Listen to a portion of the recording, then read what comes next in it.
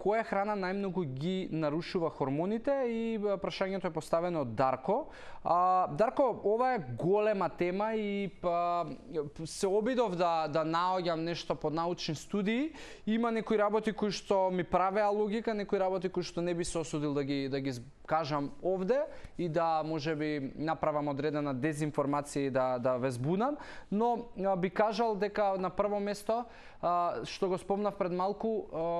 користењето на зеленчукови, односно масла кои што доаѓаат од растенија, како што е сончогледово масло, затоа што таму има голема количина на омега-6. Омега-6 се смета дека кога ќе се внесува повеќе во телото, ако ги надмине количините, значи ако омега-6 имате повеќе во телото од што имате омега-3, тогаш се случува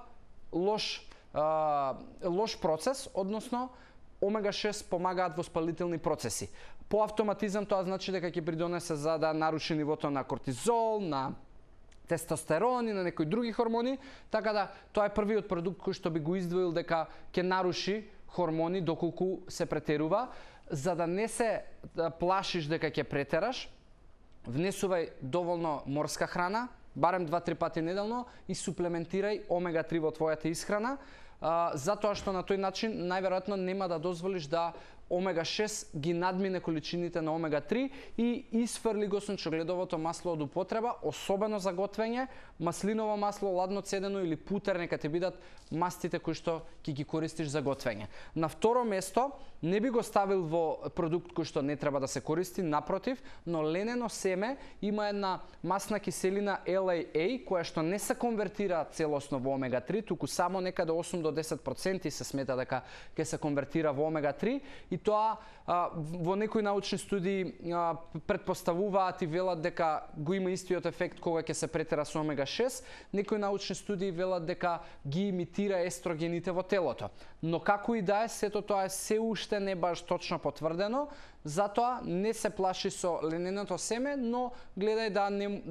да не го користиш фанатично, во смисла е супер здраво е лененото семе за дигестивен систем и сега бутај, не знам, големи количини. Нека не биде повеќе од 2 супени лажици, зборувавме дека мелено е многу подобра верзија, така да не го би го ставил можеби на второ место за опасност од претерување и нарушување на хормоналниот систем и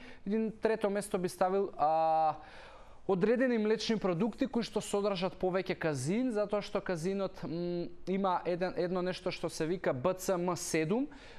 една состојка која што може да го наруши хормоналниот систем, поточно еден хормон кој што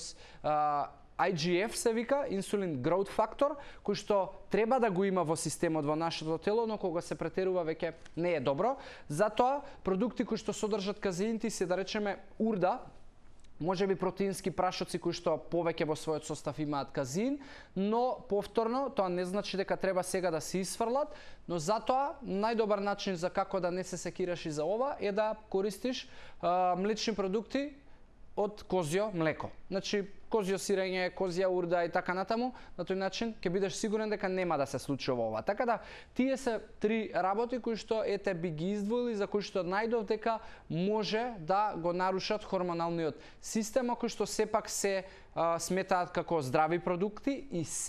но нивното претерување веќе ќе направи нарушување. Исто како што зборував и со првото прашање на Илина за претерување со вода. Не постои продукт кој што е како да кажам, прездрав и кој што сега треба фанатично да го користиме, мислејќи дека ќе донесе уште поголем бенефит, тоа не постои, ако го претерате, значи дека ќе донесе контра ефект.